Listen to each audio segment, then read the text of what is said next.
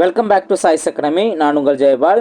அளவியல் 3D பார்ட்டில் இன்றைக்கி பார்ட் 3 நம்ம பார்க்க போகிறோம். இந்த பார்ட் 3ல் என்ன ஷேப் அப்படின்னு பார்த்தீங்கன்னா உருளை, உள்ளீடற்ற உருளை. ஸோ உருளை சம்மந்தமான ஃபஸ்ட்டு ஃபார்முலாஸ் இங்கே நம்ம தெளிவாக தெரிஞ்சுக்கணும்.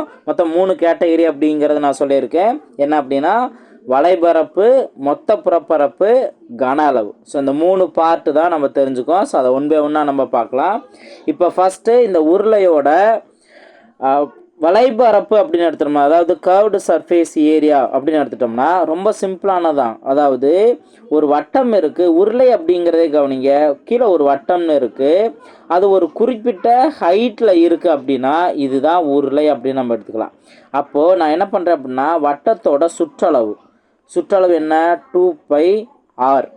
இது ஒரு குறிப்பிட்ட ஹைட்டில் இருக்குது அப்படின்னா ஹச். இதுதான் இந்த உருளையோட வளைபரப்பு. புரியுதுங்களா? ஸோ அப்போ 2πr × h அப்படிங்கிற கான்செப்டை நீங்கள் மைண்டில் வச்சுக்கோங்க. 2D பார்ட்டில் வரக்கூடிய அந்த ஃபார்முலாவை இங்கே கொஞ்சம் கொஞ்சமாக லிங்க் பண்ணுற மாதிரி இருக்கும். ஓகேவா? ஸோ அந்த மாதிரி படித்தோம் அப்படின்னா நம்மளுக்கு ஓரளவுக்கு ஈஸியாக இருக்கும்.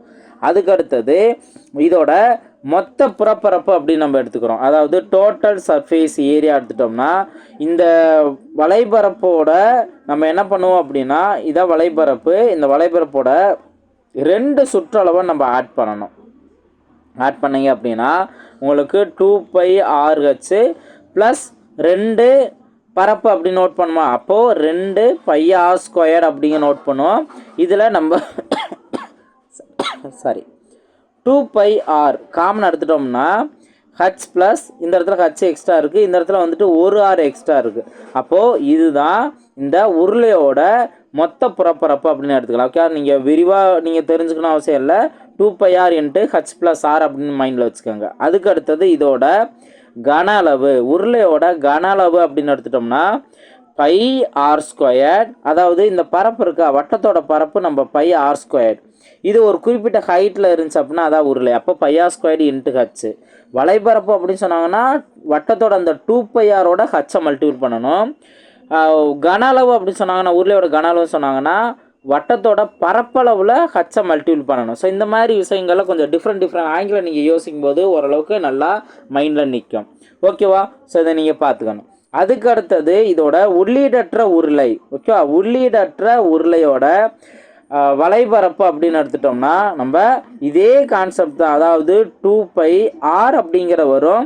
இந்த ஆர் அப்படின்னு பார்த்தோம்னா நம்மளுக்கு உள்ளீடற்ற அப்படின்னாவே நான் ஆல்ரெடி சொல்லியிருக்கேன். என்ன அப்படின்னா 2 ஆர் இங்கே இன்வால்வ் ஆகும் அப்படின்னு சொல்லியிருக்கேன். அதாவது பெரிய ஆர் வேல்யூன்னு ஒன்று வரும், சின்ன ஆர் வேல்யூன்னு ஒன்று வரும். ஓகேவா? ஸோ இதில் ஆரம் சின்னதாக இருக்கிறத ஸ்மாலர் நம்ம எடுத்துக்குவோம். அதே இது பெருசாக சென்டர் பாயிண்ட்லேருந்து லாஸ்ட்டு பெருசாக வேல்யூ இருக்கிறத அதை கேபிட்டல் ஆர்னு எடுத்துக்குவோம். ஓகேவா? ஸோ அப்போ இந்த 2 வேல்யூவும் வரும். நம்மளுக்கு தேவை என்னென்னா 2πrh. அப்போது 2πrல இந்த capital R plus small R × h. ஓகேவா? ஸோ இதுதான் உள்ளீடற்ற உருளையோட வளைபரப்பு. அதே இது டோட்டல் சர்ஃபேஸ் ஏரியா அப்படின்னு எடுத்துட்டோம்னா இதே 2πrங்கிற கான்செப்டில் capital R plus small R, அதுக்கு அடுத்தது capital R minus small R plus h. ஓகேங்களா? ஸோ இதை நீங்கள் மைண்டில் வச்சுக்கோங்க. இது டோட்டல் சர்ஃபேஸ் ஏரியா, இதுக்குரியது உள்ளீடற்ற உருளை. அதுக்கு அடுத்தது கன அளவு அப்படின்னு எடுத்துட்டோம்னா இதே கான்செப்ட் தான். பையன்ட்டு கேபிட்டல் இருப்பல, இங்கே r²ங்கிறப்பல capital r² minus small r² × h. அப்போ ஒரு ஃபார்மெட்டை நல்லா தெளிவாக புரிஞ்சுட்டிங்க அப்படின்னா இன்னொரு ஃபார்மெட்டில் நம்ம என்ன பண்ணணும் அப்படிங்கிறது கிளியராக புரிஞ்சிடும். இதில் அந்த கேபிட்டல் ஆரும் ஸ்மால் ஆரும் வரும் அப்படிங்கிறத தெரிஞ்சுக்கலாம். ஓகே? ஸோ இந்த 6 ஃபார்முலா நல்லா மைண்டில் வச்சுக்கோங்க. இது ரிலேட்டடாக என்னென்ன கொஸ்டின்ஸ் வருது அப்படிங்கிறத நம்ம ஒன் பை ஒன்னாக நம்ம சால்வ் பண்ணலாம். ஃபஸ்ட்டு கொஸ்டின் பாருங்கள். ஒரு நேர்வட்ட உருளையின் அடிப்பக்க பரப்பு 80 சதுர சென்டிமீட்டர், அதன் உயரம் 5 சென்டிமீட்டர் எனில் அதன் கன அளவு என்ன அப்படின்னு கொஸ்டின் கேட்டிருக்காங்க. ஸோ என்ன ஷேப் அப்படிங்கிறத நம்ம தெரிஞ்சுக்கிறோம். நெக்ஸ்ட்டு என்ன கேள்வி, அதோட கன அளவு அப்படின்னு கொஸ்டின் கேட்டிருக்காங்க. இப்போ உருளையோட கன அளவு அப்படின்னாவே πr² அப்படின்னு நம்ம சொல்லுவோம். இல்லை இங்கே கொடுத்துருக்க டேட்டா பாருங்கள். நம்மளுக்கு ஆர் வேல்யூ ஹச் வேல்யூன்னு தனியாக தெரிஞ்சாலும் நம்ம இங்கே வேல்யூ சப்ஸ்டியூட் பண்ணி ஆன்சர் கண்டுபிடிக்கலாம். அதே இது இங்கே என்ன கொடுத்துருக்காங்கன்னா அடிப்பக்க பரப்பு. அப்போது ஒரு உருளை இருக்குது, அந்த உருளையோட அடிப்பக்க பரப்பு கொடுத்துட்டாங்க. அடிப்பக்கம் வந்துட்டு என்ன, வட்டம் தானே, வட்டத்தோட பரப்பு என்ன πr². இதவே அவங்க வேல்யூ கொடுத்துட்டாங்க 80ன்னு கொடுத்துட்டாங்க. அப்போ நம்ம ஃபார்முலாவையும் டேரெக்டாக πr² இருக்குது. அடுத்து உயரம் ஹச்சுன்னு இருக்கா. ஸோ அப்போது இந்த ஹச் வேல்யூ அங்கே கொடுத்துட்டாங்க தனியாக, ஹச் வேல்யூ 5. இப்போ டேரெக்டாக இங்கே மல்டிபிள் பண்ணுங்கள். பையா ஸ்கொயரோட வேல்யூ டேரெக்டாக 80ன்னு கொடுத்துட்டாங்க, உயரம் வேல்யூ 5. அப்போ 8×5 40. ஓகே, அப்போ 400. இங்கே வேல்யூனா சென்டிமீட்டர் தானே, அப்போ சென்டிமீட்டர் க்யூப். அப்போது ஆப்ஷன் ஏ தான் அதற்கான சரியான ஆன்சர். ஓகேங்களா, ரொம்ப சிம்பிளானதான். நெக்ஸ்ட் கொஸ்டின் பார்ப்போம். நெக்ஸ்ட் கொஸ்டின் பாருங்கள். 66 சென்டிமீட்டர் இன்ட்டு 12 சென்டிமீட்டர் அளவு கொண்ட ஒரு உலோக தகட்டினை 12 சென்டிமீட்டர் உயரமுள்ள ஒரு உருளையாக மாற்றினால் கிடைக்கும் உருளையின் கன அளவு என்ன அப்படின்னு கொஸ்டின் கேட்டிருக்காங்க. இப்போது உருளையோட கன அளவு தான் கேள்வி கேட்டிருக்காங்க.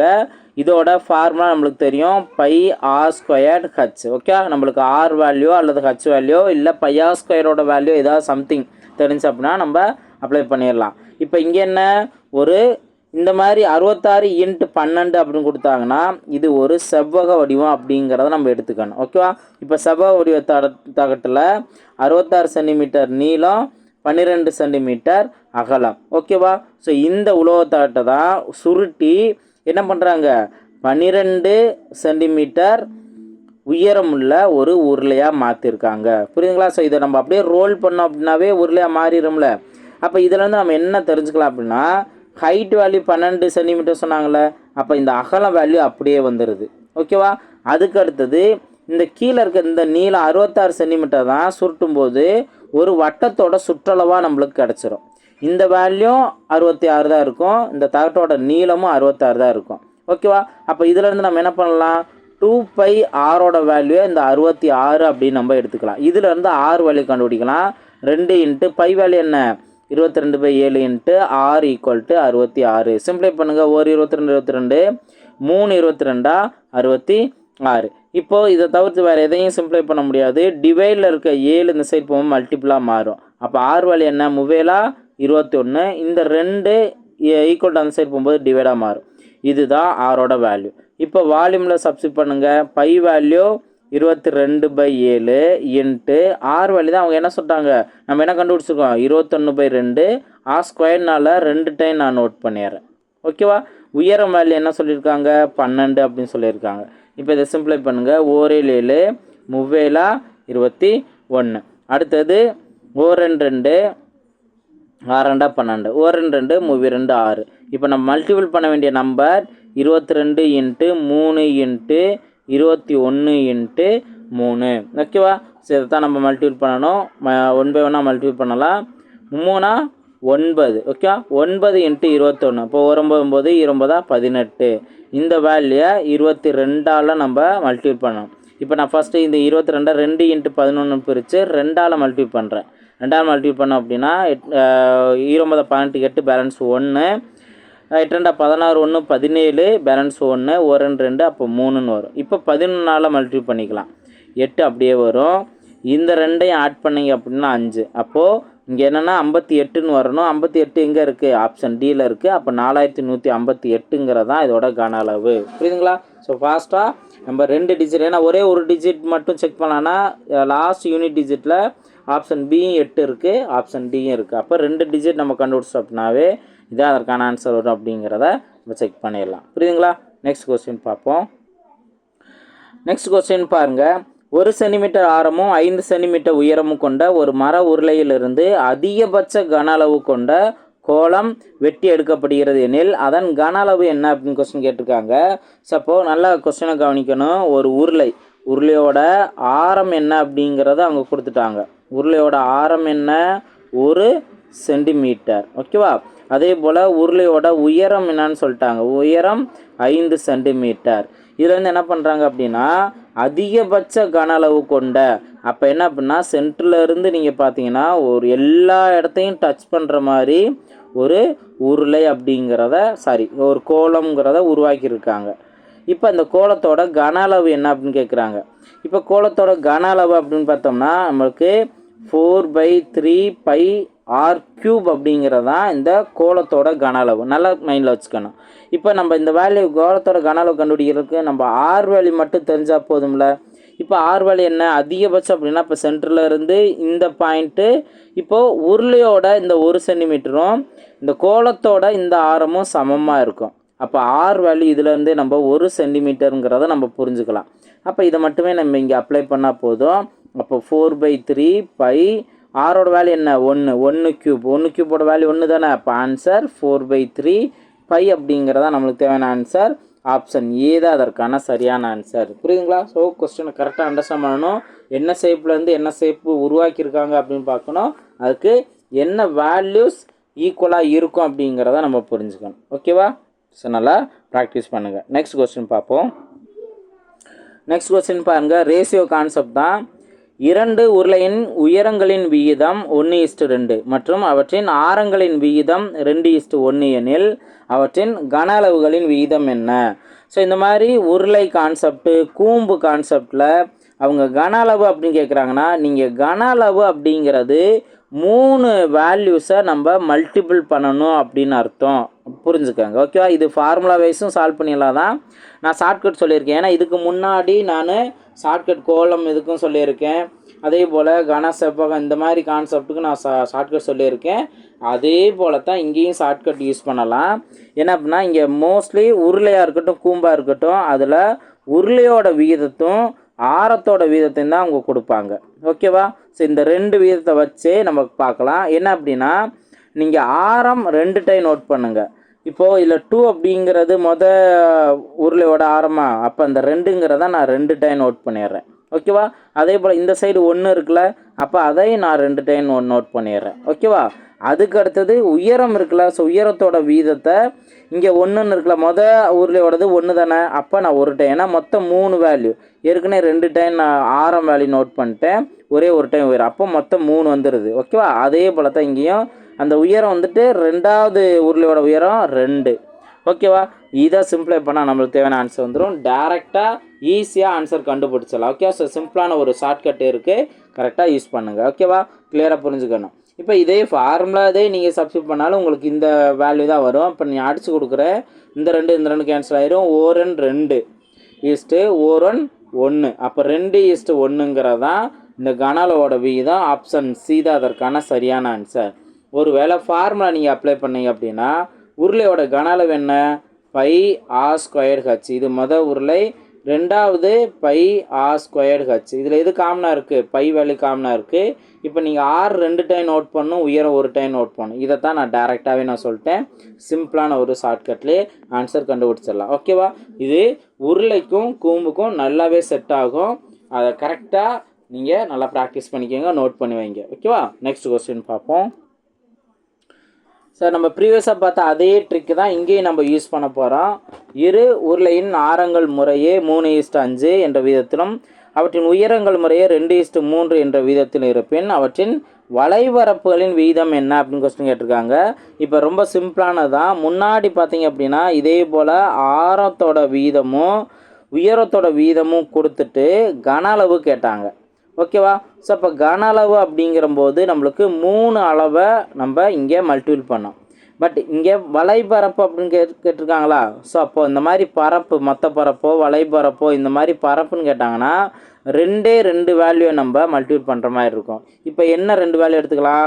ஒரே ஒரு ஆர் வேல்யூ, ஒரே ஒரு ஹச் வேல்யூ நம்ம எடுத்துக்கலாம். ஓகேவா? ஸோ இதுதான் அடுத்ததுக்கு. ஓகே, இது R1 H1, இது R2 H2 இந்த மாதிரி கான்செப்டில். ஓகேவா? அப்போது இந்த ஆரம் உயரம் விகிதம் கொடுத்துட்டு கன அளவு கேட்டாங்கன்னா ஆரம் 2 டைம் நீங்கள் சப்ஸ்டியூட் பண்ணுங்கள், உயரம் 1 டைம் சப்ஸ்டியூட் பண்ணுங்கள். அதே இது பரப்பளவு அப்படின்னு கொடுத்தாங்கன்னா ஆரமும் 1 டைம் தான், உயரமும் 1 டைம் தான். இப்போ இதுக்கு ஆரம் வேல்யூ 3 தானே. ஓகேவா? 2வதுக்கு 5. ஓகேவா? அதுக்கு அடுத்தது உயரம் பார்த்தோம் அப்படின்னா அதுக்கு 2, 2க்கு 3. ஓகே, இப்போ நீங்கள் ஈஸியாக சிம்பிளை பண்ணலாம். இந்த 3 சிம்பிளை பண்ணால் போதும். ஆன்சர் 2:5ன்னு கிடைக்கும். ஆப்ஷன் ஏ தான் 2:5ங்கிறதா அதற்கான சரியான ஆன்சர். ஓகே, ஸோ நீங்கள் ஃபார்முலா வச்சு ரொம்ப ரிஸ்க் எடுக்க தேவையில்லை. நீங்கள் ஃபார்முலாவை சப்ஸ்டியூட் பண்ணாலும் இதுதான் உங்களுக்கு கிடைக்கும். ஏன்னா வளைபரப்பு அப்படின்னு கேட்குறாங்களா, 2πr/h, அடுத்ததும் 2πr/hங்கிறது. இப்போ இதில் 2π கேன்சல் ஆயிரும். மீதி என்ன இருக்குது? இந்த 6h தான் இருக்கும். அப்போ ஒரே ஒரு ஆர் வேல்யூ, ஒரே ஒரு ஹைட் வேல்யூ, இதை மட்டும் நீங்கள் சப்ஸ்டியூட் பண்ணாவே உங்களுக்கு ஆன்சர் கிடச்சிரும். புரியுதுங்களா? ஸோ ரொம்ப சிம்பிளான ஒரு கான்செப்ட் தான். இந்த மாதிரி ரேஷியோ வச்சு கண்டிப்பாக ஏதாவது ஒரு கொஸ்டின் வந்துக்கிட்டே இருக்கும். இதை நல்லா ப்ராக்டிஸ் பண்ணுங்கள். நான் சொல்கிற அந்த ரேஷியோ கான்செப்டை எல்லா ஷேப்புக்குமே நீங்கள் கரெக்டாக நோட் பண்ணி வச்சிங்க அப்படின்னா ஈஸியாக உங்களுக்கு புரியும். ஓகேவா? நெக்ஸ்ட் கொஸ்டின் பார்ப்போம். நெக்ஸ்ட் கொஸ்டின் பாருங்கள். சம அடிபாகம் மற்றும் சம உயரம் கொண்ட கூம்பு, அரைக்கோளம் மற்றும் உருளை ஆகியவற்றின் கன அளவுகளின் வீதம் கேட்டிருக்காங்க. இப்போ இங்கே 3 ஷேப்பு என்ன? கூம்பு, அரைக்கோளம், உருளை. இப்போ இந்த 3 ஷேப்பு கொடுத்துருக்காங்க. நம்ம ஆல்ரெடி அரைக்கோளம் பார்த்துருக்கோம். இப்போ நம்ம உருளை பார்த்துட்ருக்கோம். கூம்பு இன்னும் நம்ம பார்க்கல. ஆனால் அதோட கன அளவு என்ன அப்படிங்கிறத நம்ம கண்டிப்பாக தெரிஞ்சுருக்கணும். வேல்யூ பாருங்கள். கூம்போட கன அளவு ஈஸியாக நீங்கள் நல்லா மைண்டில் வச்சுக்கலாம். நான் நெக்ஸ்ட் வீடியோவிலையும் அந்த பார்ட்டு தான் அதையும் நான் சொல்கிறேன். இப்போ அதுக்கு முன்னாடி நான் சொல்லிடுறேன். ஃபஸ்ட்டு கூம்பு, அடுத்து அரைக்கோளம், அடுத்து உருளை தானே. இப்போ நம்மளுக்கு உருளையோட கன அளவு தெரியும். என்ன? Pi R squared H. இந்த உருளையோட கன அளவில் 3ல் 1 பங்கு தான் கூம்போட கன அளவு. அப்போ 3ல் 1 பங்கும் போட்டு பையா ஸ்கொயர் ஹச் அப்படியே போட்டுருங்க. வேலை முடிஞ்சு. இதுதான் 1/3 பையா ஸ்கொயர் ஹச்சுங்கிறது தான் கூம்போட கன அளவு. ஓகேவா? அரைக்கோளத்தோட கன அளவு தெரியும். 2/3 இன்ட்டு பை ஆர் கியூப். ஓகேவா? ஸோ இதுதான் அரைக்கோளத்தோட கன அளவு. இப்போ அவங்க என்ன சொல்லிட்டாங்க? சம அடிபாகம் மற்றும் சம உயரம்னு சொல்லிட்டாங்களா? இப்போ சம உயரம் அப்படின்னு பார்த்தோம்னா இந்த ஆர் வேல்யூ ஹச் நம்ம எடுத்துக்கலாம். ஓகேவா? ஆரும் ஹச்சும் ஈக்குவல் நம்ம எடுத்துக்கலாம். அப்போ இங்கே என்ன வரும்? 1/3 பை ஆர் ஸ்கொயர்டு. இங்கே ஒரு ஸ்கொயர்டு வந்துடும். இந்த ஆர் வேல்யூக்கு போல இந்த ஹச் வேல்யூக்கு போல நம்ம ஆறுன்னு சப்ஸ்டிட் பண்ணலாம். மொத்தத்துக்கு ஆர் கியூப்னு வந்துடுமா? இங்கேயும் 2/3 பை ஆர் கியூப் அப்படியே தான் இருக்கும். இங்கேயும் பார்த்தோம் அப்படின்னா இந்த ஹச் வேல்யூக்கு போல நம்ம ஆறுன்னு சப்ஸ்டிட் பண்ணுவோம். அப்போ ஆர் கியூப்னு வந்துடும். Pi R cube. அப்போ எல்லாத்துலேயும் ஆர் கியூப் காமனாக இருக்குது. அது எல்லாமே கேன்சல் ஆகிரும். இந்த இடத்துல என்ன இருக்குன்னு அர்த்தம்? 1. அப்போது 1/3:2/3:1 அப்படிங்கிறது இருக்குது. ஓகேவா? ஸோ இதை நம்ம சிம்ப்ளை பண்ணோம்னா எல்சிஎம் 3ன்னு எடுத்தோம் அப்படின்னாலுமே இந்த சைடு 1 அப்படியே வரும். இந்த மேலே இருக்க 2 அப்படியே வரும். இந்த இடத்துல 3ங்கிற வேல்யூ மல்டிப்புளாக மாறும். அப்போது இங்கே 1:2:3 அப்படிங்கிறதா இதோட ரேஷியோவோட வேல்யூ. ஆப்ஷன் பி தான் அதற்கான சரியான ஆன்சர். புரியுதுங்களா? ஸோ இப்போ கரெக்டாக இந்த ஃபார்முலாவை நீங்கள் கரெக்டாக நோட் பண்ணிவிட்டு சிம்ப்ளை பண்ணணும். எது காமனாக இருக்கோ அதை கரெக்டாக நோட் பண்ணிடணும். ஓகேவா? ஸோ 1:2:3ங்கிறத அதற்கான சரியான ஆன்சர். நெக்ஸ்ட் கொஸ்டின் பார்ப்போமா? நெக்ஸ்ட் கொஸ்டின் பாருங்கள். ஒரு நேர்வட்ட உருளையின் வலைபரப்பு 704 சதுர சென்டிமீட்டர் மற்றும் அதன் உயரம் 8 சென்டிமீட்டர் எனில் அவ்வுருளையின் கன அளவு காண்க அப்படின்னு கொஸ்டின் கேட்டிருக்காங்க. ஸோ இப்போ உருளையோட கன அளவு அப்படிங்கிற போது நம்மளுக்கு ஆல்ரெடி ஃபார்முலா தெரியும். Pi R squared H. இப்போ நம்மளுக்கு ஆர் வேல்யூ தேவை, அதே போல் ஹச் வேல்யூ தேவை. ஹச் வேல்யூ இவங்க என்ன கொடுத்துட்டாங்க? 8 சென்டிமீட்டர் கொடுத்துட்டாங்க. ஆனால் ஆர் வேல்யூ நம்மளுக்கு தெரியாது. அதுக்கு பதிலாக தான் நம்ம என்ன பண்ண போகிறோம்? உருளையோட வலைபரப்பு இந்த வேல்யூவில் இருந்து நம்ம கண்டுபிடிக்க போகிறோம். உருளையோட வலைபரப்பு என்ன? 2 πr ஹச் ஈக்குவல் டு இந்த 704. இப்போ இதில் 2 இன்ட்டு பை வேல்யூ என்ன சப்ஸ்டிட் பண்ணலாம்? 22/7ன்னு சப்ஸ்டிட் பண்ணலாம். ஆர் வேல்யூ நம்மளுக்கு தெரியாது. ஹச் வேல்யூ 8 சென்டிமீட்டருங்கிற கொடுத்துருக்காங்க. இந்த 704 ஈக்குவல் பண்ணிடலாம்.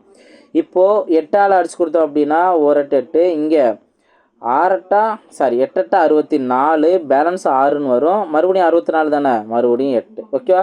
இப்போ 22ஆல் அடிச்சு கொடுத்தீங்கன்னா 22 22 4 22 88. அடுத்து 1 2 2 4. இப்போ ஆரோட வேல்யூ எப்படி நம்ம கண்டுபிடிக்கலாம்? இந்த 7 ஈக்குவல் அந்த சைடு போகும்போது மல்டிப்புளாக மாறும். அப்போ 2 × 7 14. இப்போ ஆர் வேல்யூ கண்டுபிடிச்சிட்டோம் 14 அப்படிங்கிறத. இதை இங்கே சப்ஸ்டிட் பண்ணுங்கள். இப்போ volume equal to 22/7 into 14 square பண்ணிருக்காங்க. ஓகே, அதான் ஆர் ஸ்கொயர் தானே. அப்போ நான் 14 2 டைம் நோட் பண்ணிடுறேன். Height value 8. இப்போது 7ஆல் அடிச்சு கொடுங்க, 2 டைம்ஸ் வந்துடும். அப்போ மல்டிபிள் பண்ண வேண்டிய நம்பர் 22 இன்ட்டு 2 இன்ட்டு 14 இன்ட்டு 8. ஓகேவா? இப்போ 8 2 16. ஓகே, 16ஐயும் 14ஐயும் நான் மல்டிபிள் பண்ணுறேன். 16ஐயும் 14ஐயும் மல்டிபிள் பண்ண எப்படின்னா 6 24. இங்கே 1 1 1. அடுத்தது 1 6 6 ப்ளஸ் 1 6 4. அப்போ 6 + 4 10. அப்போ 224. ஓகேவா? இதை 22ஆல் நீங்கள் மல்டிபிள் பண்ணணும். 22ஆல் மல்டிபிள் பண்ணிங்கன்னா ஏதாவது 224 22ஆல் மல்டிபிள் பண்ணணும். நான் 2 × 11ன்னு பிரிச்சுக்கிறேன். இப்போ 2ஆல் மல்டிபிள் பண்ணால் 4 4 8 448ன்னு இருக்குது. இப்போ 11ஆல் மல்டிபிள் பண்ணுறேன். நீங்கள் உங்களோட கன்வீனியன்ட் நீங்கள் எப்படி வேணால் மல்டிபிள் பண்ணிக்கலாம். நான் அது ஃபாஸ்ட்டாக கொஞ்சம் மனக்கணக்காக ஒர்க் பண்ணுற அளவுக்கு பார்த்துக்கிறேன். 8 இங்கே 12 28 லாஸ்ட்டில் என்ன முடியுது? Option B. ஆப்ஷன் பி தான் அதற்கான சரியான ஆன்சர். ஏன்னா யூனிட் டிஜிட் நம்ம பார்க்கலான்னா ஆப்ஷன் ஏவும் லாஸ்ட்டில் 8 இருக்குது. ஓகேவா? அப்போது ஆப்ஷன் பி தான் அதற்கான சரியான ஆன்சர். புரியுங்களா? ஸோ கொடுத்துருக்கிறதுல என்ன கொஸ்டின் கேட்டிருக்காங்க, கொடுத்துருக்க டேட்டாவில் இருந்து நம்மளுக்கு என்ன தேவை அப்படிங்கிறத கரெக்டாக புரிஞ்சுக்கணும். ஓகேவா? நெக்ஸ்ட் கொஸ்டின் பார்ப்போம். நெக்ஸ்ட்டு உள்ளீடற்ற உருளை. ஓகே, அந்த உள்ளீடற்ற உருளையில் டேரெக்டாக ஃபார்முலாவே கொஸ்டினாக கேட்பாங்க. ஸோ இதே பாருங்கள், டிஎன்பிசி ஓல்டு கொஸ்டின் தான் 2017 கேட்டிருக்காங்க. டேரெக்டாக ஃபார்முலாவே கொஸ்டினாக கேட்டிருக்காங்க. இதிலேருந்தே நல்லா தெளிவாக புரிஞ்சுக்கணும். ஃபார்முலாஸ் நல்லா தெளிவாக பார்க்கணும். அது ஒரு என்னென்னா ஒரு ப்ராப்ளத்துக்கு யூஸ் ஆகும் அப்படிங்கிறது இல்லாமல் ஒரு கொஸ்டின் கண்டிப்பாக வரும் அப்படிங்கிறத மைண்டில் வச்சுக்கோங்க. உள்ளீடற்ற உருளையின் நீளம் h, வெளி மற்றும் உள்வட்டங்கள் கேபிட்டல் ஆர் மற்றும் ஸ்மால் ஆர் என்றால் உருளையின் கன அளவு என்ன அப்படின்னு கொஸ்டின் கேட்டிருக்காங்க. அப்போது உள்ளீடற்ற உருளையின் கன அளவு தான் அவங்க கொஸ்டின் கேட்டிருக்காங்க. நம்மளுக்கு உருளையோட கன அளவு நம்மளுக்கு தெரியும், πr² h. இதுலேயே அந்த ஆர் வேல்யூ தான் மாற்றம் பண்ணியிருக்காங்க அப்படிங்கிறத தெரிஞ்சுக்கணும். அந்த ஆர் வேல்யூ என்ன? R² minus small r² into h. இந்த h வேல்யூ முன்னாடி இங்கே கொடுத்துட்டாங்க.